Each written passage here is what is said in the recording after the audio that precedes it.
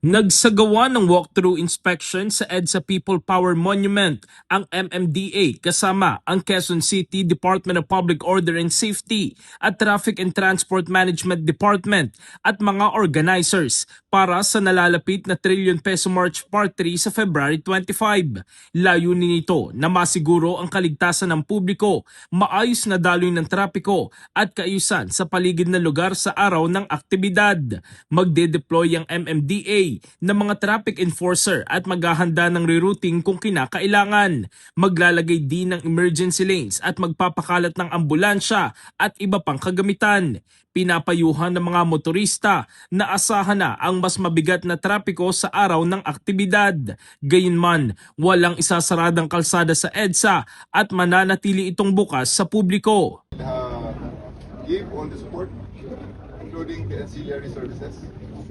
We just hope that everything is done within the bounds of the law and the laws of decency. And biggest natin is decency. Para sa lahat ay makapag-express ng mga gusto nila. Tanging sa People Power Monument lamang nagbigay ng permiso ang QC-LGU para sa pagdiriwang ng EDSA People Power Revolution. 5 grupo ang nag-apply ng permit pero isa lamang ang inaprobahan ng QC-LGU. Parang hindi naman practical na 5 stage ang itatayo rito. So, we agreed and instructed them to among themselves, mag-agree na isang stage na lang. Apparently, yung kabilang grupo, they do not see eye to eye dahil iba ang papaniwala. Hindi pwede pagsamahin, parang laki sa tubig yan. Kaya nga yung isang grupo, umulay, gusto nila sa EDSA.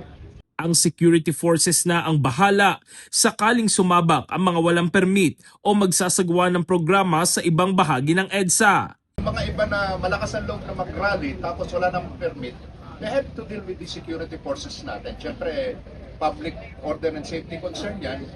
Inilatag na rin ng mga organizer ng Trillion Peso March ang kanilang programa at inaasahang aabot sa 30,000 katao ang makikiisa sa pagtitipon. 1 PM po, meron kaming isang maliit na pre-program na gagawin para sa mga early comers. May ilang bands na po na magpe-perform nito, may ilang mga speeches din na gagawin. Pero yung main program po natin ay magsisimula ng 3 PM po.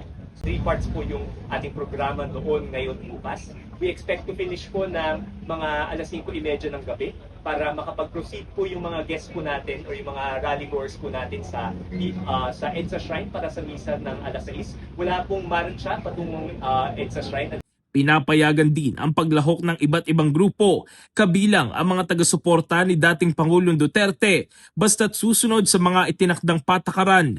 Walang panawagan ng karahasan, walang panawagan laban sa sandatahang lakas, at walang panawagan para ibagsak ang pamahalaan. In the heart of changing lives, ako si Brigada Jigo Custodio ng 105.1 Brigada News of Manila, the Music News Authority.